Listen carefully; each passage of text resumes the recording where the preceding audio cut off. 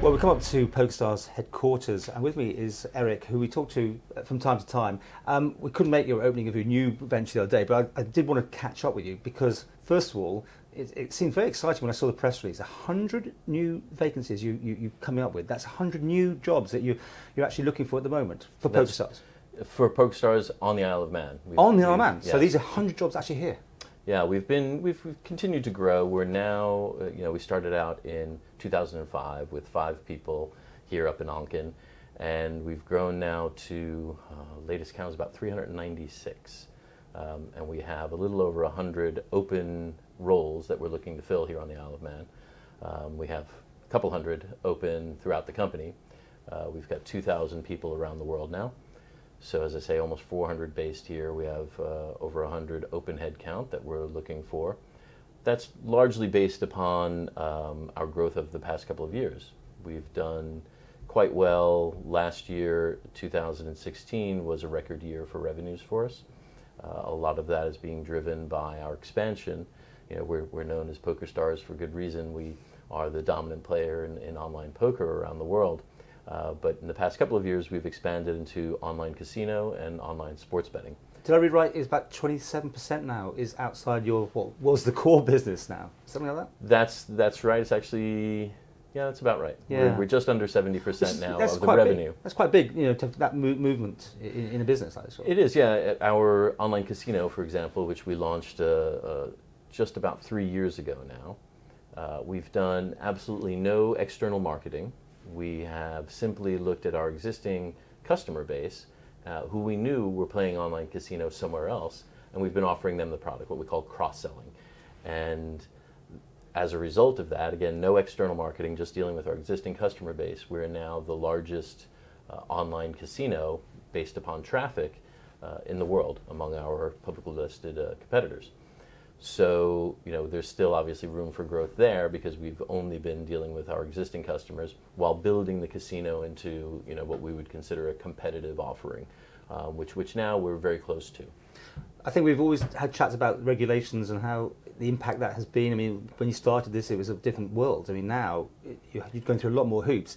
But the Isle of Man still satisfies you as that base for. Oh, absolutely, absolutely, and we remain committed to the island. And people always worry that you're not. I mean, it's just one of those rumours that always goes, they can go tomorrow. But you're looked after here, aren't you? Basically, we are. We're very happy here. And look, in the modern corporate world that we live in, everybody's always looking over their shoulder, and you never know what's going to happen from day to day. Our role is to just plan for the strategy that we have set and what we know. And what we know is we're very happy here on the Isle of Man. But you get new owners, you've had takeovers, there's been all sorts of things, you never know what's around the corner. But do you find... And the good news there is we've expanded even under new owners, and even with controversy, and even with the challenges that we face as an industry and as a company, we are continuing to grow. We're growing wisely. We have, it hasn't been easy for the past couple of years. We've had to really look at who we are and who we want to be, and we've actually had layoffs for the first time and redundancies. Not what I would consider major. They're obviously major to the people who are made redundant. But what we realized was we needed to have the right workforce for the future.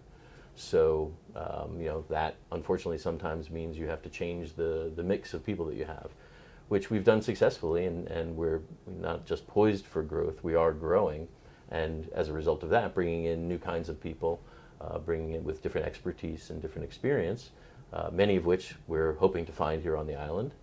And this is a business which, I mean, the rumour would be like you're all on, the average is 100,000 a year, that's the average, it's well-paid jobs, right, we're talking about here? I think the kinds of roles that we have here tend to be the higher paying skilled jobs that I think most jurisdictions look for.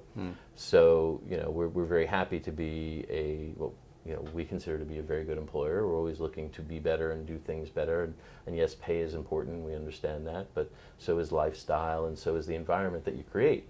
And I think most people here would say that we've created a very good environment and we're a very good place to work. In a week where it's not their fault, EasyJet had to send back planes, and I was on one of them, with the fog issue and the weather thing, does that make it harder to get people from off-island to move here or for any reasons? It's just, it's not in London or where it's all happening?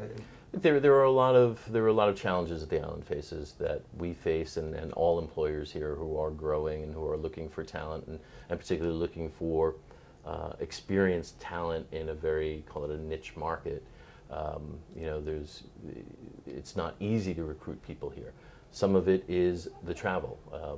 The travel can be difficult to get off island, as you know, and it can be costly. So that's obviously an issue, and I know the government's aware of it, and all the businesses here, you know, do what we can to, you know, try to focus attention on that. There's also the reality of, as a small island, there are great advantages to the lifestyle here, as you know, and you know, at the same time, it doesn't have the same offerings and attractions that, you know, London might have, or, you know, Manchester, and we do have to struggle with that. And I think the island has come a long way, even in the, you know, 6+ years that I've been here.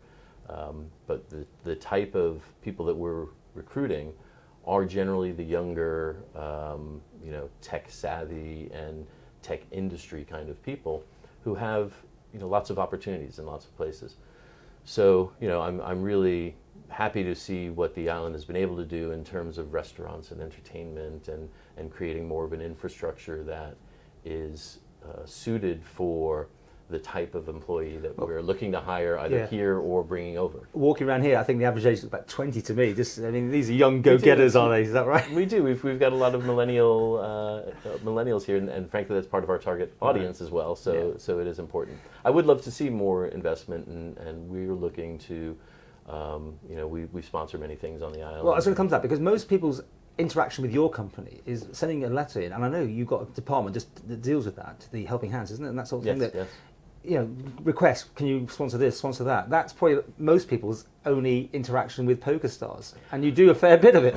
we do, and we take it very seriously. Our you know, sort of call it corporate social responsibility.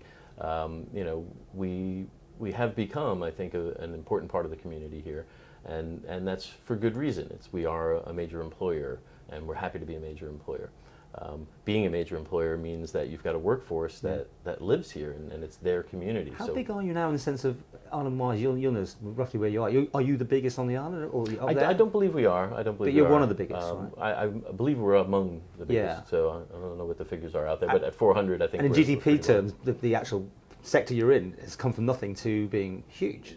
Yeah, and that's, you know, and that is, you know, builds on itself, and it's very much to the, you know, the Isle of Man government's credit that creating this e-gaming industry here feeds on itself, and it becomes a self-fulfilling prophecy to a certain extent, in that it's becoming easier for us to recruit on island, because we have a number of companies here that have either developed or brought over experienced people. Your hub sector thing that's going on, yeah. So people go from you to microgaming or whatever it could do. Exactly, right. And as that community continues to grow, it attracts itself. So more people want to be a part of the industry, want to be a part of that community. So, as I say, it builds on itself in a positive way that reinforces, you know, our desire to stay here.